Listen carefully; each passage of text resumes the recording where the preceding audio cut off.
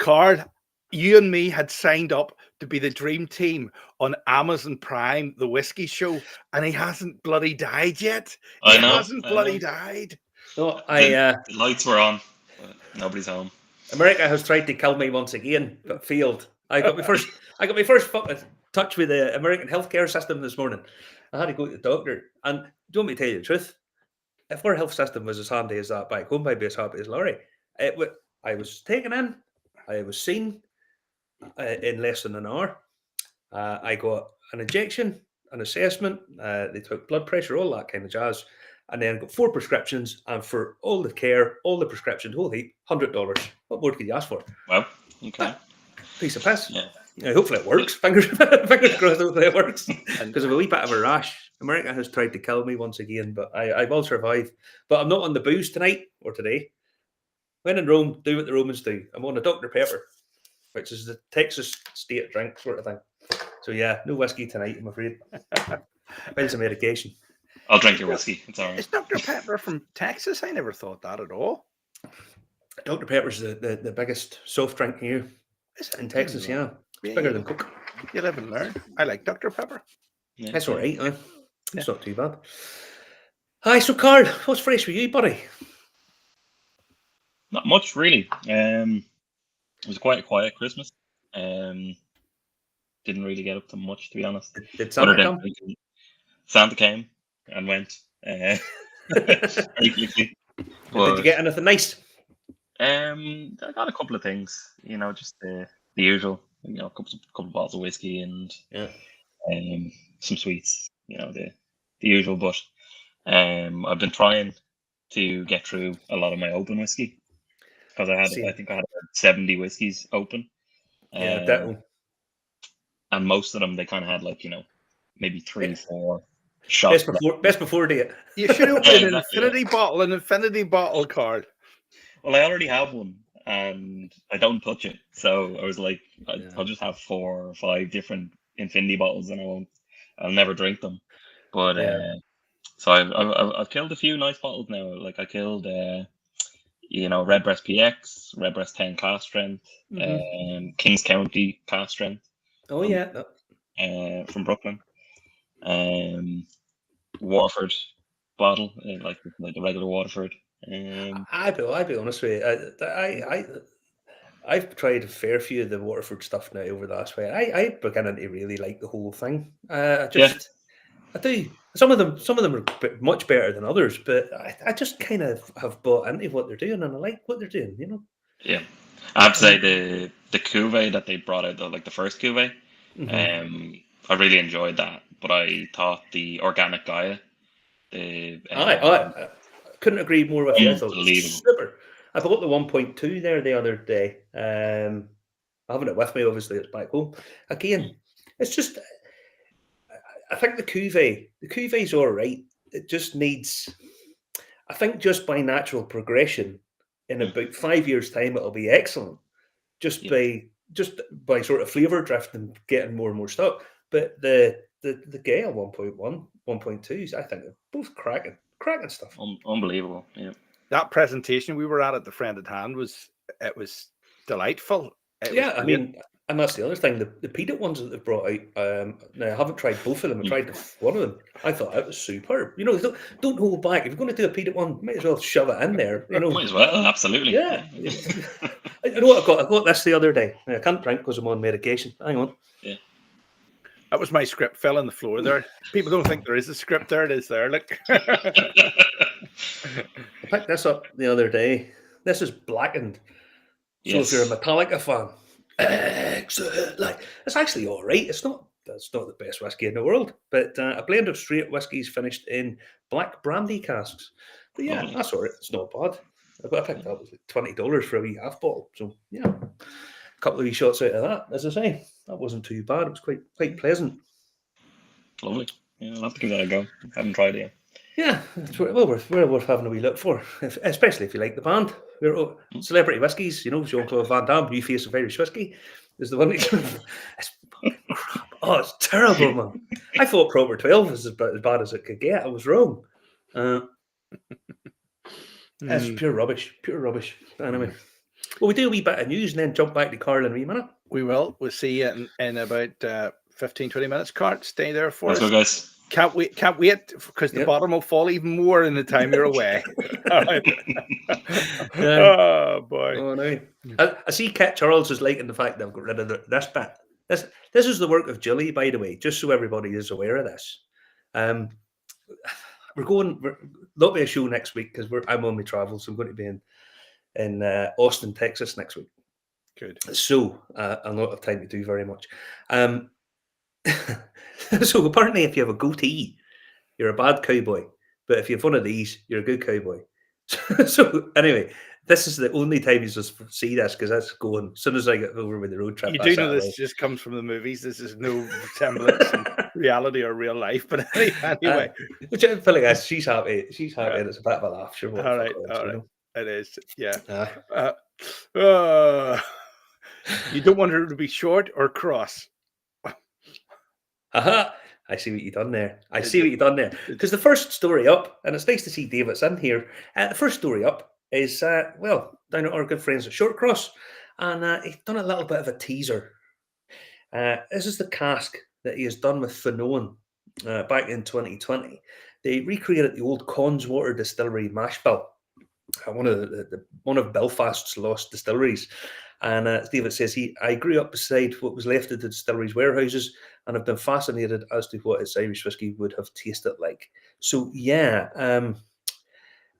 this is a bit of a teaser. So it is technically whiskey. So it doesn't actually say if he's going to release it, when he's going to release it, but it's a nice bit of a teaser there. You know, as everybody knows, this is the kind of stuff I really like. I think that sort of recreation of the history of the stuff, history of whiskey, that sense of place, and being able to bring back vintage mash bills, excellent stuff. And that's a nice little teaser.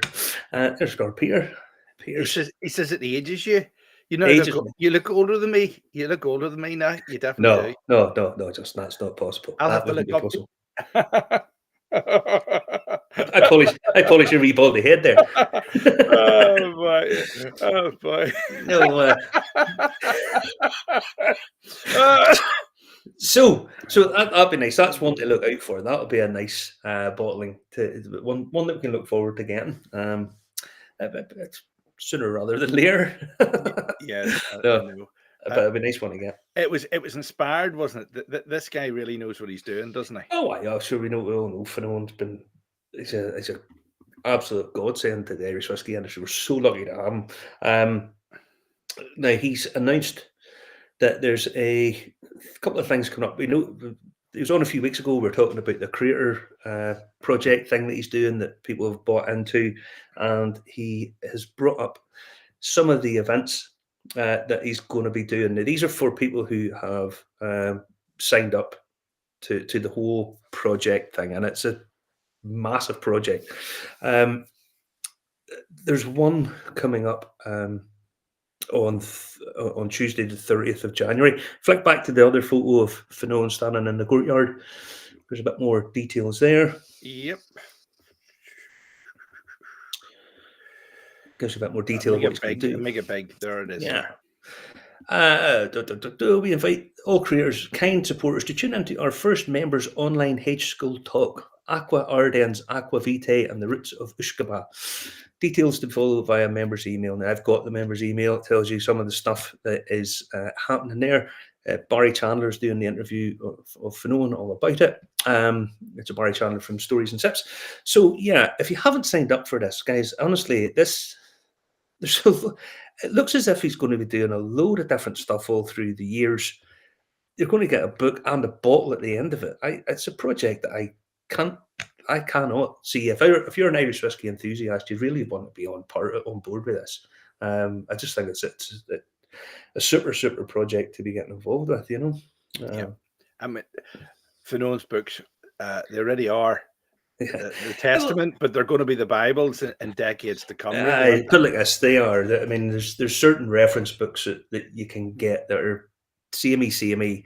You know, they tell you this about how this is a good whiskey, this is how whiskey's made, and all that kind of stuff. A bit like some distillery tours. Lots of distillery tours are or just to see them. It's a walk around a factory essentially, but a lot of them are very samey. How come you tell me off if I call it a factory? Well, I don't. It is a factory. I don't tell you off. But no, as I say, distillery. Okay. But no, I mean essentially it's a factory. But his books are researched at a very high academic level. He knows his stuff about whiskey. He loves the stuff. He drinks plenty of it. And doing these projects. Now, I did mention that Boan had one of the vintage mash bill bottlings out. I checked it earlier on there. It's still available. Hasn't sold out. I'm surprised at that. Right. But well worth, again, as part of the whole overall project, it'll be, if you haven't got involved with that, I really recommend it. There's Kit said, Jim is the Bible. It'll have to be the New Testament. Oh, yes. New Testament. Or if you're involved, it'll be the Old Testament. Anyway, no, so yeah, that project, keeping us up to date with what will be going on with this project as and when it comes out, because it's a bit special. Now, I noticed this article on YouTube the other day. One of the country's biggest booze collectors explains why he's spending millions on Irish whiskey bottles. Now, this is a guy, Mike Daly. I'm sure you'll put the link up in the show notes there, Justin. Yes. It's only a little thing. He is one of the largest private collections in the US, and he owns hundreds of bottles of stuff. He's just paid $2.8 million for one of those craft Irish whiskey companies, the 30-year-old one with the Fabergé egg and all that shit. They haven't said that he bought the most expensive bottle of whiskey, because all the other sort of trinkets that comes with it sort of shoves the price of the bottle up. But there was headlines made when someone paid 2.8 million or 2.7 million for Macallan 1926. So he's essentially just paid an extra 100,000 for this. This beautiful presentation, beautiful box, and all that sort of guff. But yeah, it's nice. He made his fortune investing in the pharmaceutical space by investing heavily in hyaluronic acid. Whatever the hell that is. That's using that face cream, hyaluronic acid. You'll be using that at the minute. I'll be using something like that. But what he says at the end of it's quite telling, because this is obviously a guy who spends an awful lot of money. Irish is the future of whiskey, and I'm excited to be part of it as a collector, but most importantly as a drinker. And what he says is that collecting the high-end Scotch is a very crowded market, whereas Irish stuff kind of isn't. I thought that was an interesting little article, that he's obviously a collector who's a serious collector, and he's saying Irish is the future. So there you go. There you go. Must have insider knowledge. Well, I don't know about insider knowledge, but I think he certainly will have a fair idea of what he's talking about. Now, this next one, you're going to like this next one, Justin. It's cocktail related. Is it? Aye. This is the cocktail. They pull it up full screen. Oh, I'll put it on big. There we go. Look at that there. That looks disgusting. It looks like sand. And coffee. No, this is Edmund's Oast. There's two of these in the States. There's a link to them if you go onto their Twitter page. This is bourbon and gravy cocktail. What it is you get a shot glass and you put brown sugar and rosemary around the rim of the shot glass, and then you put equal parts of gravy and bourbon into it, and then you drink it like a shot. Would you not like that, Justin? Bourbon and gravy. 50-50. That's what you do with that little cup that you get from Kentucky Fried Chicken. You know, how anybody eats Kentucky Fried Chicken is beyond me. I thought it's all the rage in Texas too, as well. Oh, there's loads of them over here, but no. Fried chicken. Popeye's chicken's around the corner. That's a bit better, but no. Oh yeah, I like Popeye's chicken. Yeah, it's good. But yeah, no. I thought that cocktail you could make there, Justin. You could knock that up. Drop the gravy granules in there. Have a bottle of bourbon. Wee bit of brown sugar. What more would you want? I'd like one of those dinners that you're having in these fancy drive-through places that you go to in the States. They look fantastic. Anyway. Well, I'll be having a big Texas barbecues all week because I'm away this week. But don't worry, Justin, I'll send you loads of photographs. I know. It's just nearly the same thing. I know. I can't eat the photographs, but I can't eat them at all. You would probably have a go at it. I would. No, what I do is I keep them.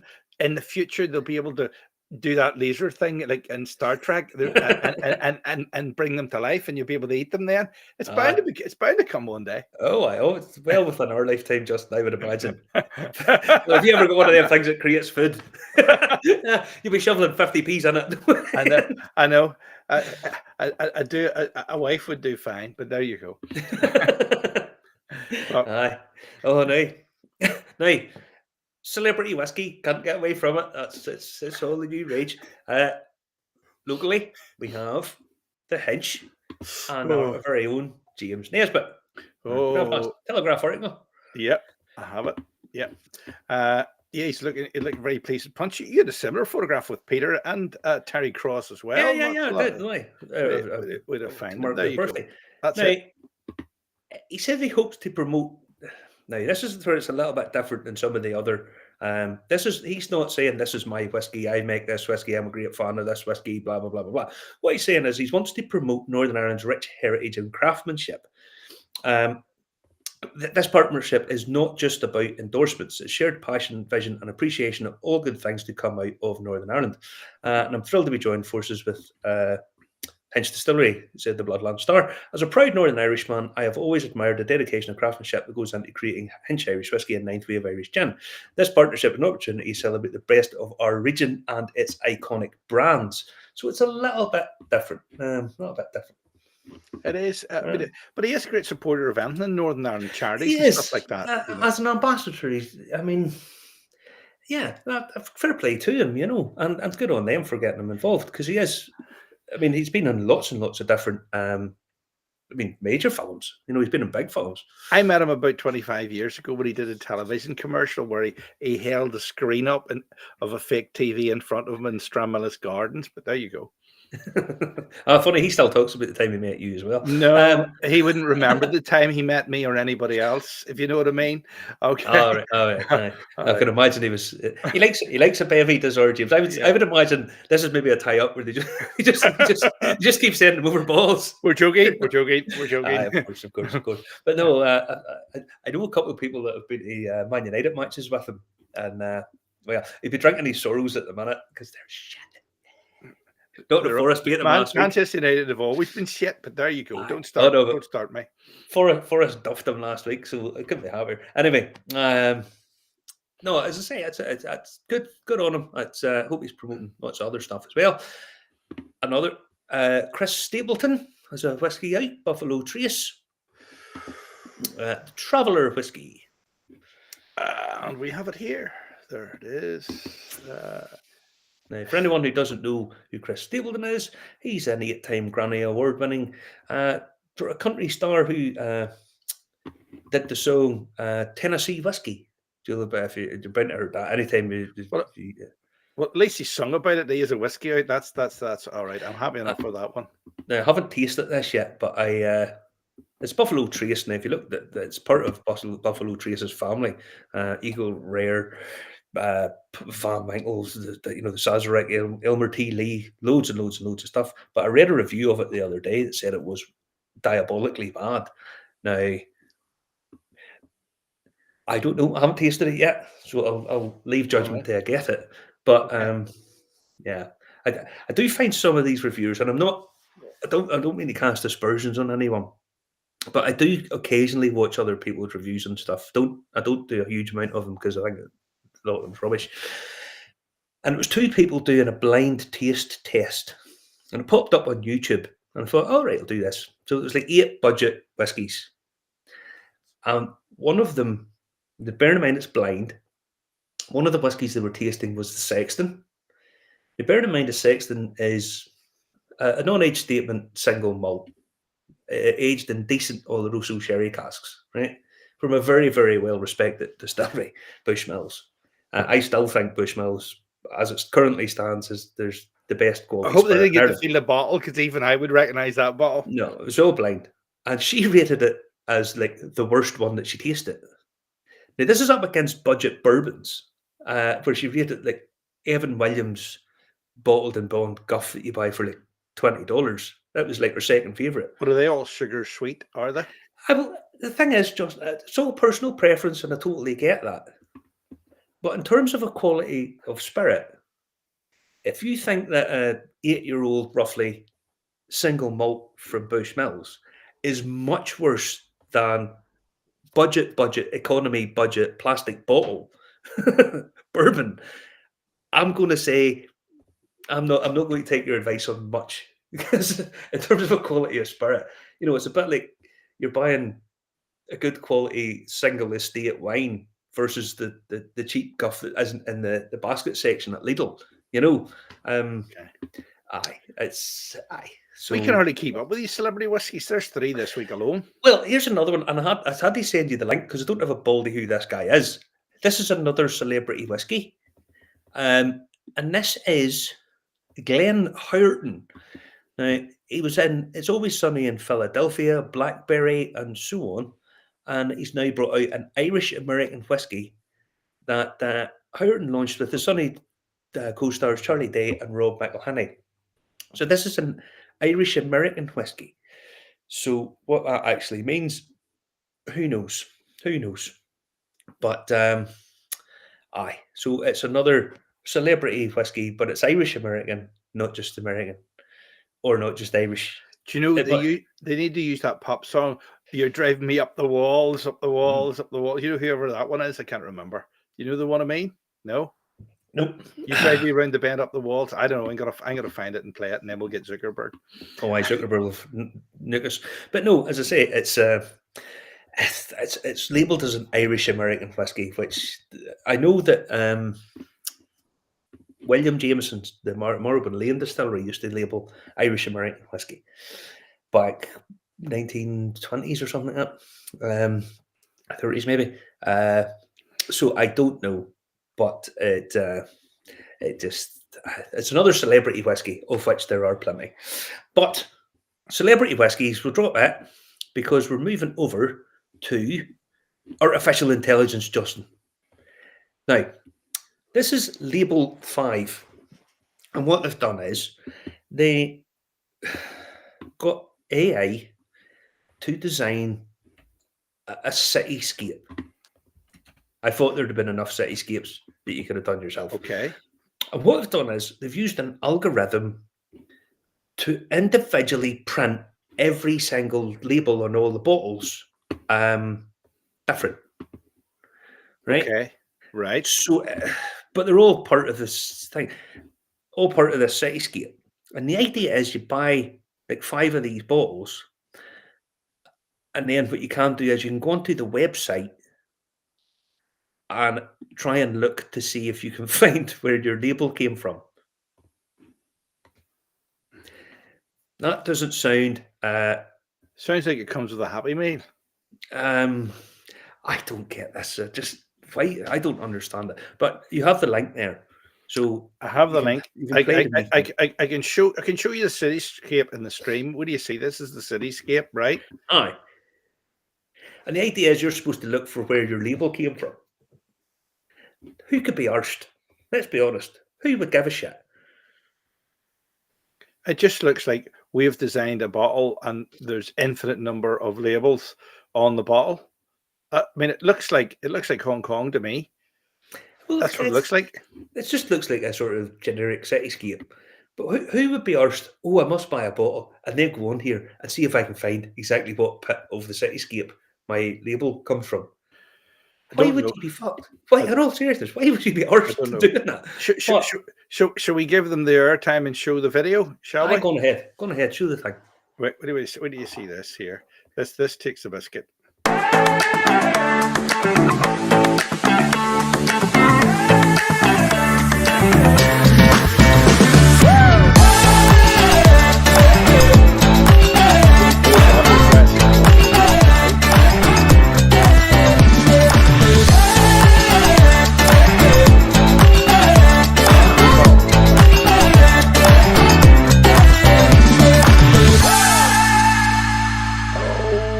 See how that works.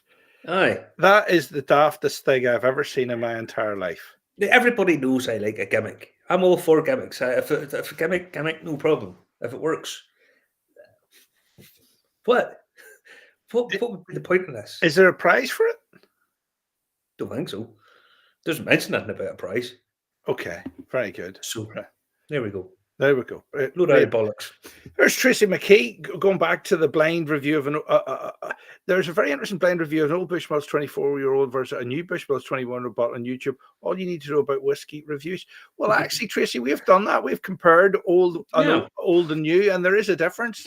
Oh, there has to be, because the manufacturing methods are different, the ingredients are different, what they're using is different, and you get like flavour drift and different. And palates are different. And palates are different as well. But I just saw this. I mean, in terms of a quality of spirit, if someone doesn't like sex, then that's perfectly fine. I'm not a massive fan of it. I actually prefer Black Bush. I just think it's just as good, if not better, because it's such a high malt content. But the idea of gut rot bourbon, I don't mean gut. The cheap bourbon is better than a single malt. I mean, come on, guys. These are people that are supposed to know what they're talking about, and it's that's why I don't necessarily watch a lot of these guys, because I think most of them talk a lot of shit. Whoa, it's time for the card. We're nearly halfway through the show. Austin Tierney is in Denton, Texas. Where's Denton in Texas? Where's Denton in Texas? I missed that one. There it is there. Oh, Austin, are you watching us? Marty's in Texas at the minute. Far West Texas. Denton's probably about 800 miles away, because everything in this bloody place is about 800 miles away. That's amazing. Anyway. Austin, stick with us tonight, because there's interesting facts on Redbreast coming up here. Now, remember, if you're on your YouTube, subscribe on LinkedIn, hit like and share. We're on Facebook. Like us, share us, tag your friends as well. Here's a good friend of the show, Carl, the Whiskey Companion. Our companion, the Whiskey Companion himself, is back with us. Carl, how's things going in the secondary market these days? Yeah, it's going okay, I suppose, depending on how you look at it. Yeah, but yeah. Look, it's something that we talk about often, Marty. Yeah, and something that we brought up just kind of as a topic for this show. So I suppose I wanted to start out and kind of look at the overall sales in the last month.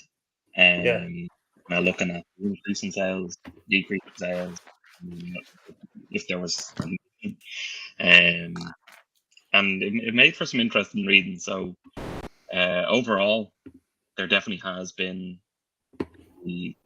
an overall decrease in prices, but there have been bottles that have been going up as well. So it really does seem like people who are buying online are buying with purpose, rather than the last a year ago, when people were just buying everything because they had the money, I suppose. Yeah, I suppose. They're all sitting at home watching Tiger King on COVID money. We're 80% reduced wages. We're doing bugger all, so we just buy whiskey. somebody filled the time between episode 3 of Tiger King to find out your mum's got a meat grinder that Tiger's taking around her husband. Yeah. So give us some facts and figures. Give us some facts and figures, buddy. So I suppose the first slide that I have is to look at the count of whiskey sales with changes. So you can see here on the left hand side is the increase in sales. So that's the smallest section.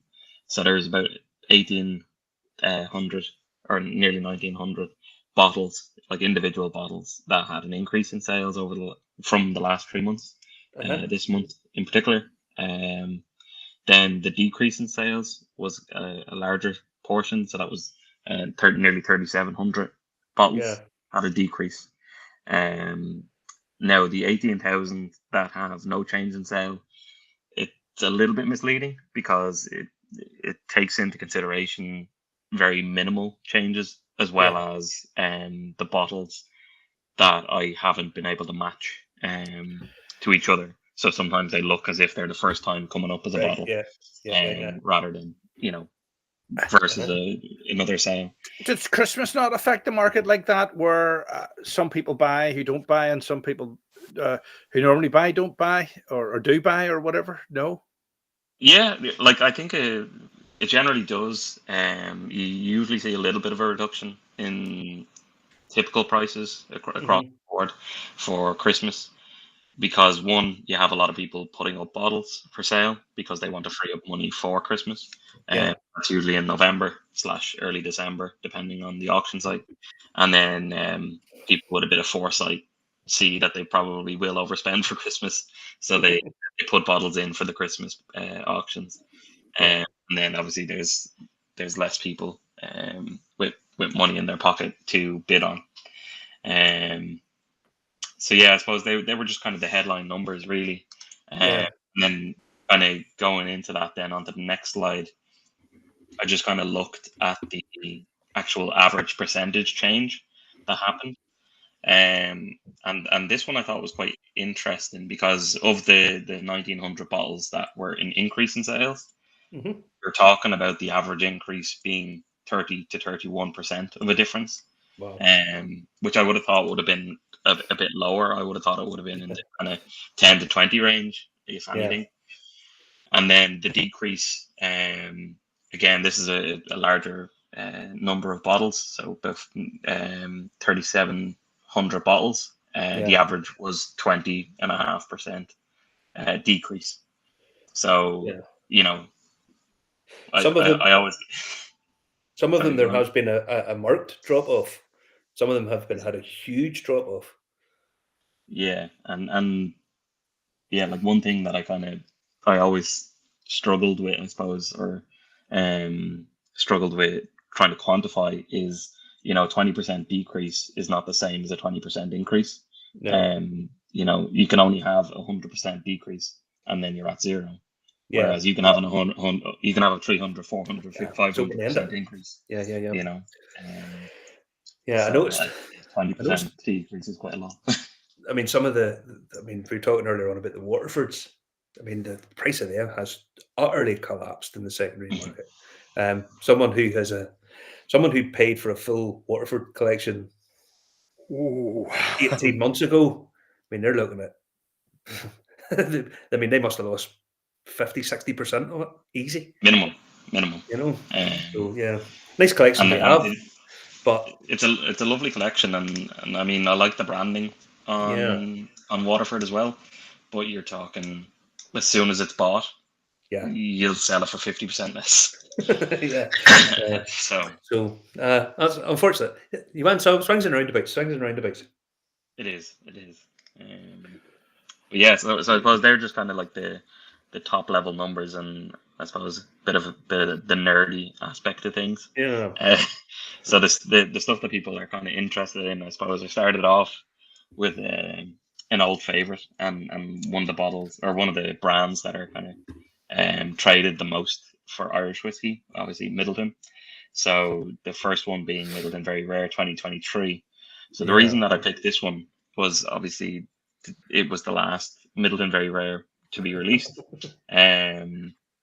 People go crazy over it, and the 2024 is soon to come out. So there was 28 sold this month alone, and that averaged out €218 per bottle. Yeah. So that's less than the retail price. So the retail price, I think, in the latest update was $240, if I'm not mistaken. That's frightening. Yeah. So, but the thing is, I mean, we talked about this at the start of last year with the 2023 release. I mean, we're talking about there's thousands of them. There's thousands of them going to be released, and I think people were going mad to buy them, thinking that we can buy them and flip them. But I mean, we told people numerous times there's 2 releases of this year. There's 2, and they're going to be 2 big releases. So don't I had guys on the phone to me. Can you get me some? Can you get me some? I was like, get it yourself. There's going to be no shortage of it. So the 2024. Yeah, but the 2024 release is going to be coming out, and they haven't anywhere near sold out the 2023 stuff. What they really should do is this year cut it away down and generate a bit more interest. Bring it down and do a 2020 or a 2009 release or something, and make it really hard to get. So I don't know. But to be honest with you, I still cannot stand the packaging. It's just ridiculous. I agree. It's, I mean, flimsy. and the whole that's flimsy, and the whole thing about bringing out, we're going it's to save the environment and all that kind of crap, and then bringing out the ferret one, it's now the ultra premium one, and that's back to a wooden box. So come on, I mean, just nonsense. I actually met the guy who did the boxes for it. I didn't know it was him. And I'm slating the boxes, and he says, my company makes them. I was just thinking, what the fuck? I may as well just tell you what I think. But yeah, absolutely. He was a nice guy. He bought a couple of bottles of whiskey off me. But yeah, he said, "Oh, my company makes them." Moving swiftly on. Oh boy! Maybe you have the inside track to get them changed again. So what I should have said was, so you also make egg cartons as well. That's all it fucking is. I think next is the one that Austin Tierney, north of Fort Worth, has been waiting for. It's the Redbreast. They're not as premium. Yeah, so some of them can be. they can be. So the ones that I picked here. So these are the Iberian Series.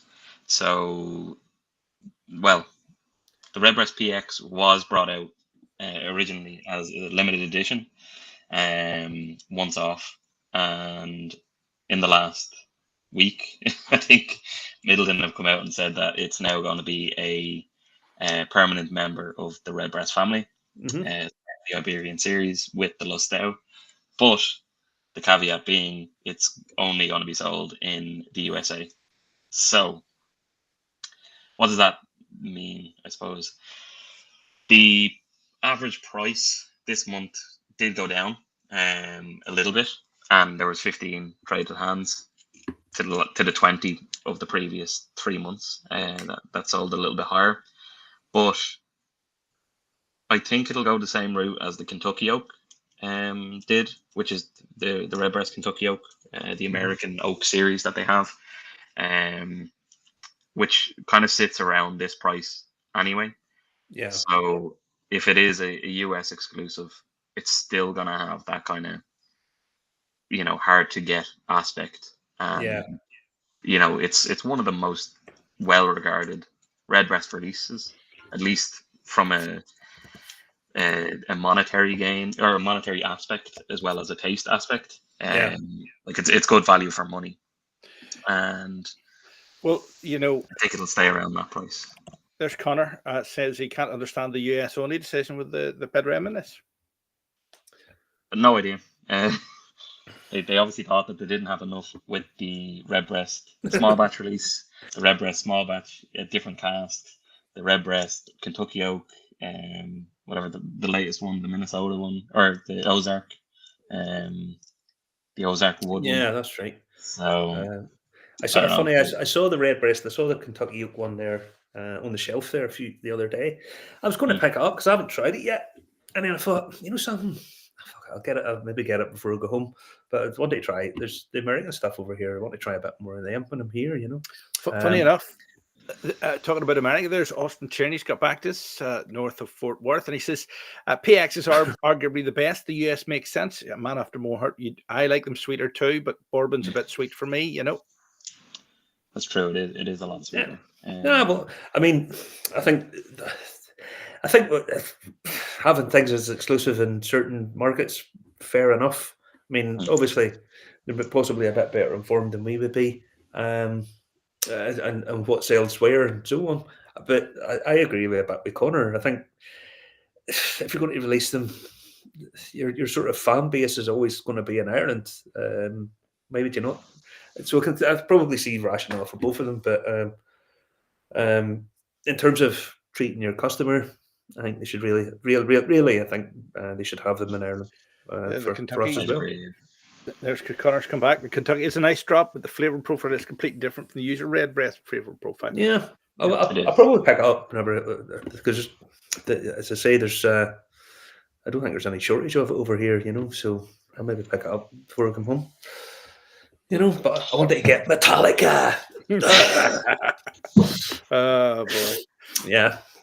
So then just based on that, then like obviously that's the Redbreast PX. So when the Redbreast Tawny Port came out, that was the next edition of the Iberian Series.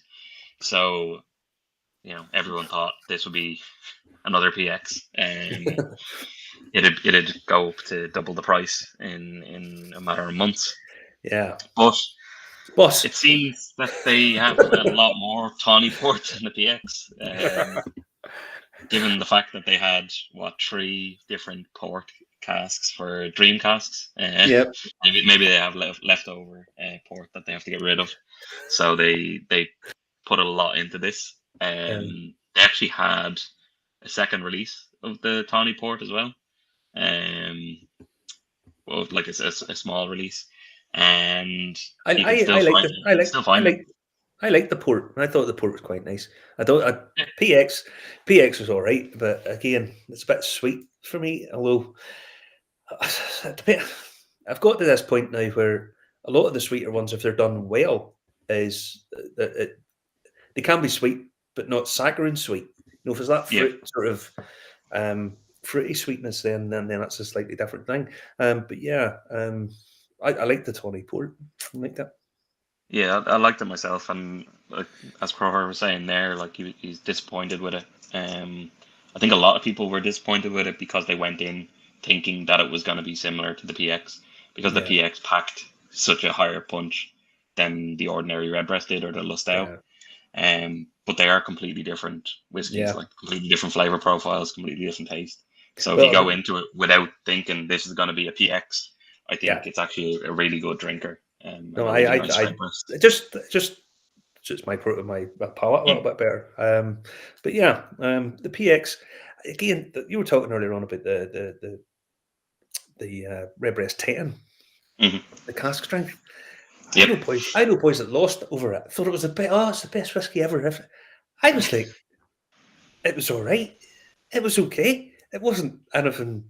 It didn't blow my mind in any way, shape, or form. I thought it was all right, but I thought it was good. I got bought it for my 50th birthday, and I thought it was nice. Giving away my age now. I didn't think it was out 4 years ago.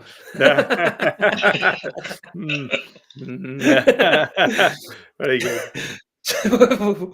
I see there it says charity seal. I put this in. I put it in the Middleton Very Rare one as well for the bottle number 1. The reason that I put it in was just for bottle number 1 for Middleton.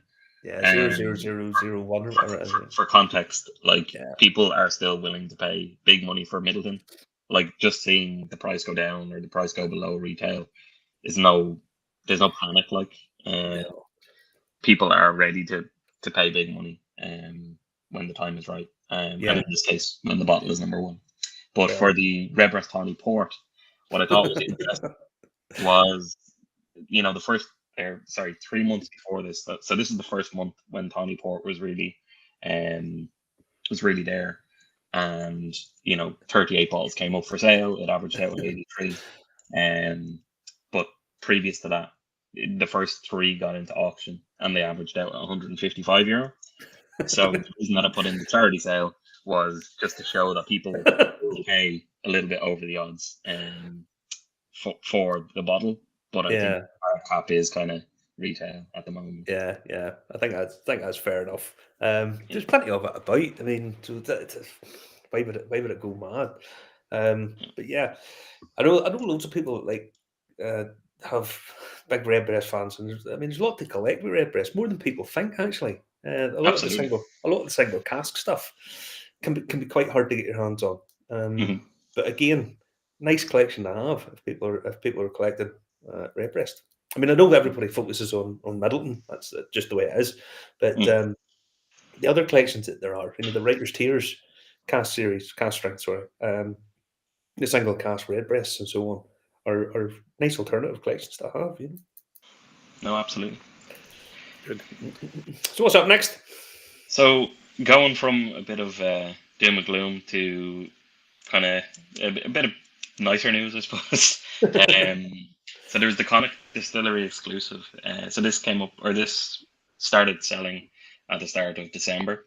You can only get it in Connacht in their distillery.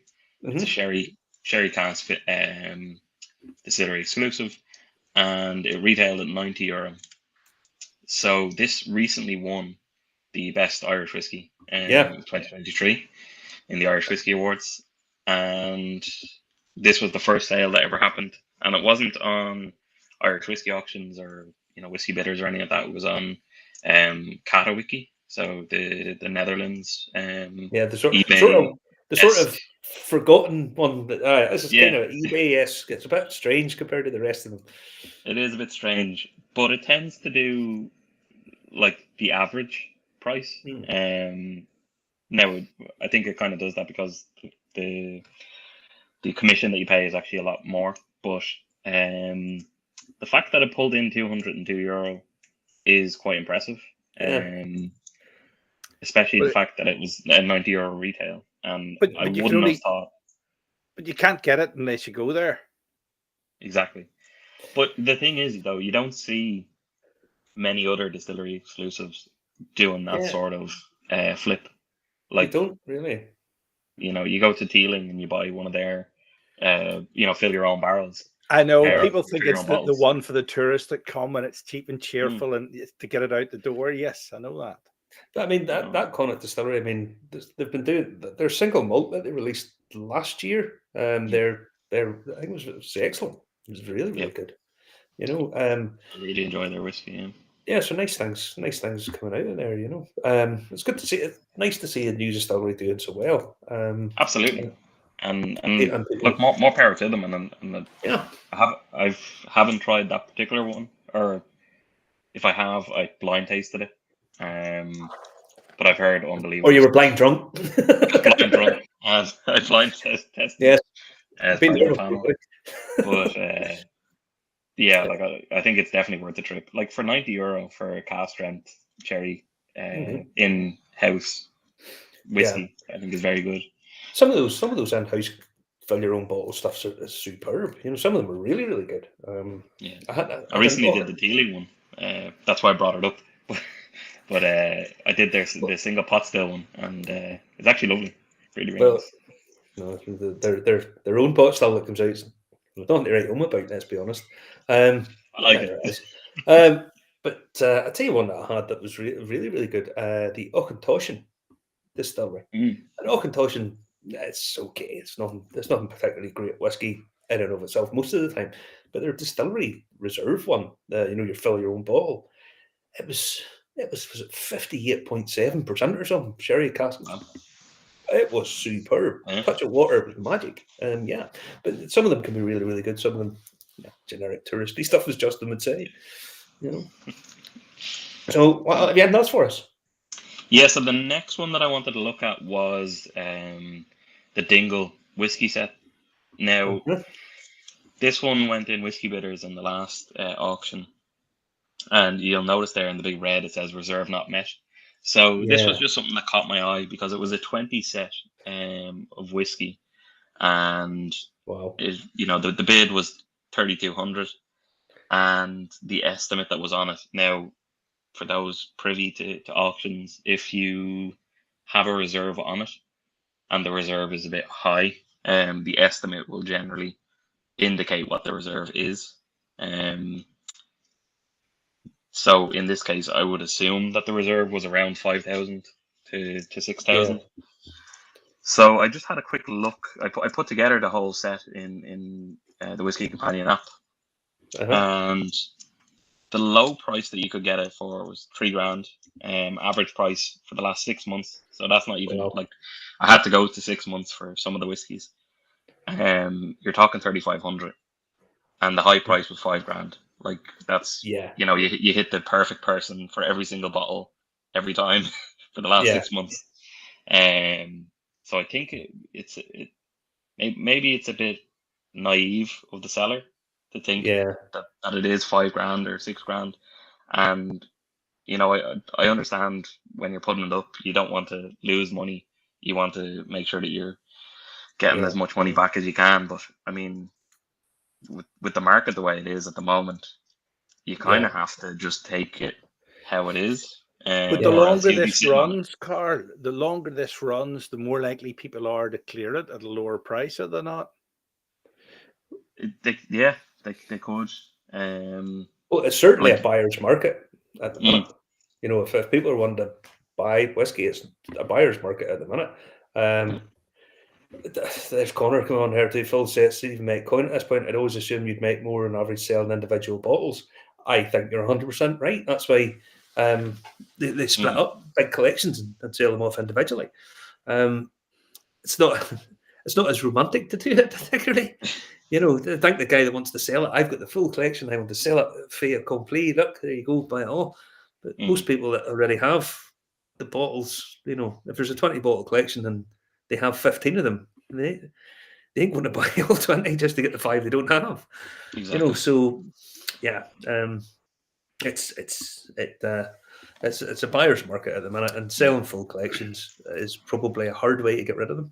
Well, Russ has come in there. I mean, Carl, correct me if I'm wrong, but sometimes if it doesn't make the reserve and the auction house knows, there's ways and means to get in touch to maybe strike a deal between you and the seller, isn't there? There is, yeah. So it really depends on the auction site. A lot of the Scotch auction sites will actually have their starting price as the reserve, if there is a reserve.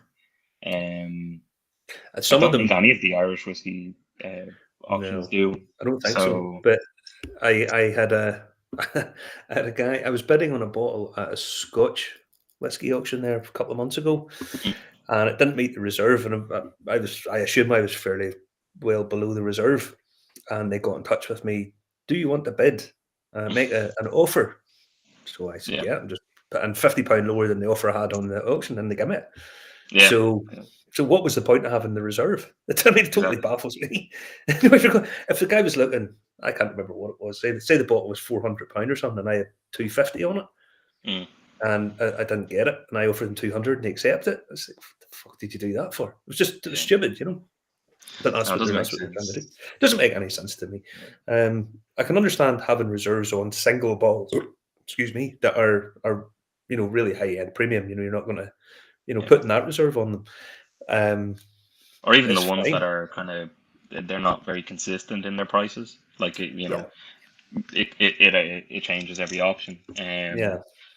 But I mean, it's a very interesting question because there's only one auction site that I think that I use anyway, that does post what the reserve is, and that's Celtic. But the thing is, like, you'll be scrolling through, when you're looking at the whiskey, an hour to go or half an hour to go, and you'll see Middleton, 2015 for £100, and then you click into it and it's a €700 reserve. So that's the reason that it's at the, it looks like it's a good deal. So like people tend to just kind of not bid then. If it is a very high reserve. Again, it's going to go up there with exactly what I'm trying to say. I mean, if it's a properly premium, a really, really rare bottle, that's perfect. Yes, have a reserve on it. But I think the thing about it is reserve. The fact that they tell you the reserve, that's fine. But you don't want to go into a bidding cycle when you know if the reserve, I don't know where the reserve is. So how do I know? Am I going to get it? Did they think you're going to get caught up in a chain and go, oh, just really, really want it, really want it, really want it? Yeah. Oh, yes, I can't afford it, but I'll keep going, until you meet the reserve. I mean, it's just sort of daft, if I'm totally honest. Yeah, it's mad. But yeah, no, I unless it's like properly premium bottles, I don't really see the point of it, you know. Absolutely. So then I suppose the next one after that was this was an interesting one that I wanted to bring up. The JJ Corey Dromelin Castle. So yeah,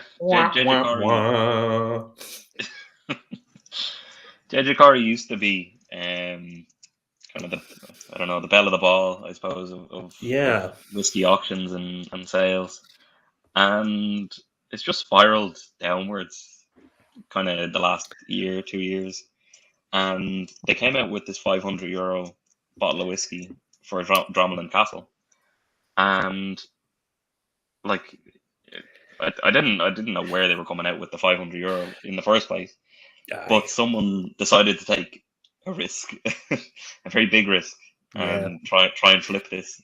it's for an auction. Yeah. And I did notice there was somebody else took a bit of a bummer as well, that they were selling one of the Ferret de Tronquet or whatever you pronounce it, and it was retailing for €5,000 and it only got 4.5 at auction. Yeah.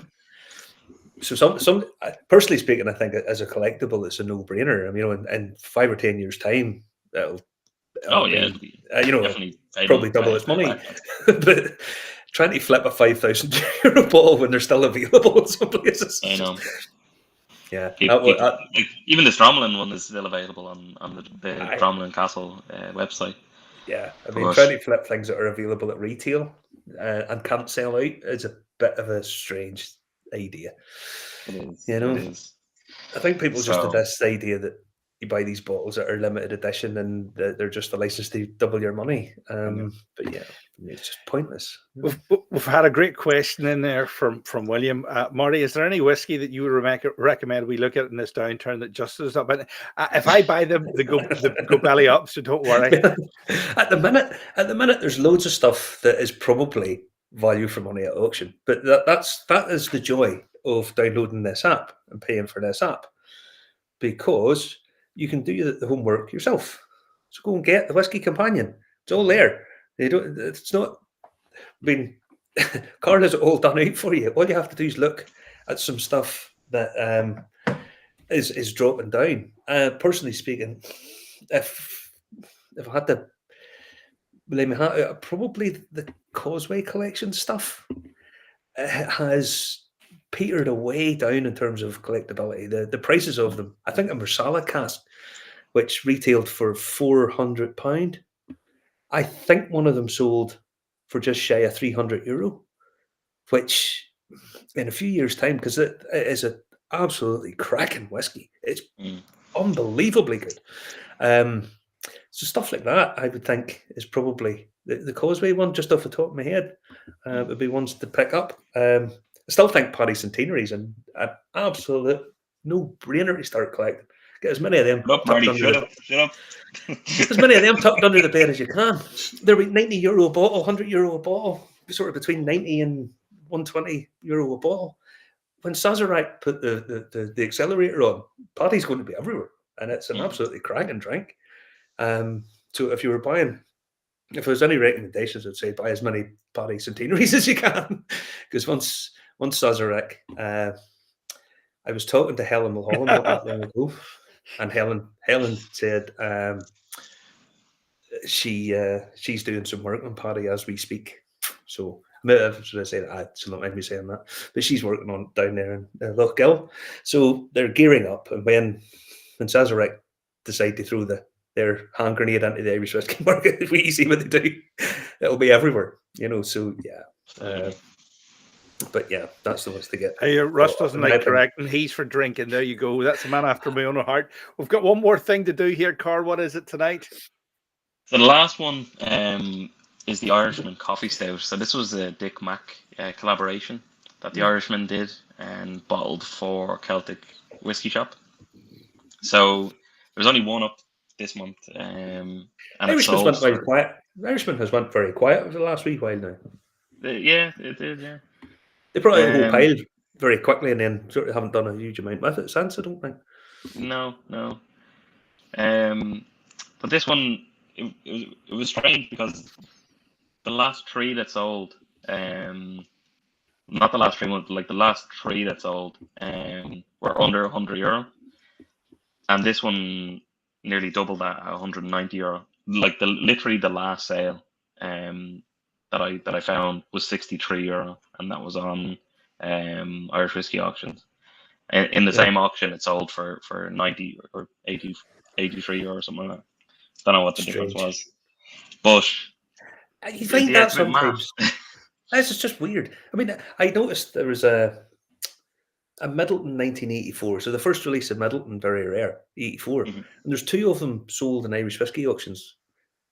One of them went for like €1,600 or €1,700, and the other one went for 24. I couldn't see any real difference in them. Yeah, so it's like same. I don't know. I don't get it at all. It's weird. And I did see there was one of them sold not that terribly long ago for over 3, which was just bizarre. But there you go. So listen, coffee stout was a 2023 thing. What flavour we're going to have next year? Are we all going to go peach like Crown Royal? Well, Jameson have already gone orange, so yeah. Tullamore Dew honey. That's now a thing. Irish. Austin says there's an Irishman coming out. Some Italian wine finish, Barolo maybe, or Amarone, something like that. Amaretto. Amaretto's a biscuit, you Amaretto. fluid. It's tasty. Amaretto No, or whatever. No, God knows. God knows. They're all just trying to create a bit of market space until they get their own stuff out and whatnot, you know. But I see Ross is asking, why are all the sales in euros? Well, a lot of the Irish whiskey auctions are based in Ireland, so they're obviously in euros. If you go to Whiskey Auctioneer, which is sort of the daddy of them all, it's in pounds, and they have an auction that is finishing on, when's that finishing? 7 p.m. on Monday, on December the 8th. So yeah. One of the easiest way to follow the auctions is to get your app, Carl, the Whiskey Companion, isn't it? Absolutely. It's on Play Store and the App Store, and you can download it and fire away. Keep it trace. Almost 3 million sales now. When you put in you can put in your full collection, and he tells you every month what it's up and down, what it's worth, and so on and so forth.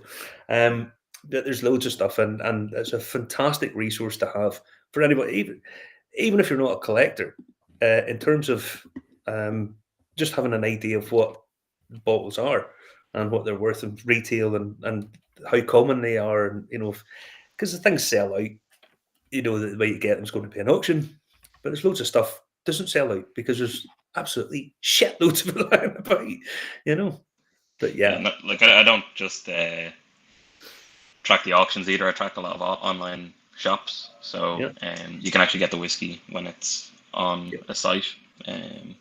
You can set up notifications, etc. But also you can, as Russ was saying, they're easier to convert pounds to Canadian dollars. I do have a function, you can change it to whatever currency you want as well on the website. So it's a fantastic resource, and thank you very much for doing it. So it's a pleasure to see you again, my old son. And you too. We'll be in touch, I'm sure. Absolutely. Enjoy the rest of your time in Texas. Well, I'll try and get rid of my disease. Look, disease. Whatever the hell caused it, I don't know. But anyway, Marty's on holiday. He's recuperating. We won't be talking to him next week because he's going to be on a road trip. There you go. He's going to the Biological Warfare Research Establishment to try and get cured. No, this time next week I'll be in Austin, Texas. I think I'll be in Austin, Texas. Hopefully we'll be there for last time. But yeah, I'll be in Austin, Texas next week. So we're on a road trip. That's why the moustache is here. All right. Thanks for watching. Remember, we're live on YouTube, Facebook, LinkedIn, Twitch, Telegram, Twitter, wherever you get your podcasts from. And you can watch all the shows that we've accumulated, the hundreds of shows that we've accumulated over the past few years on YouTube as well. Catch you in a fortnight. We're on.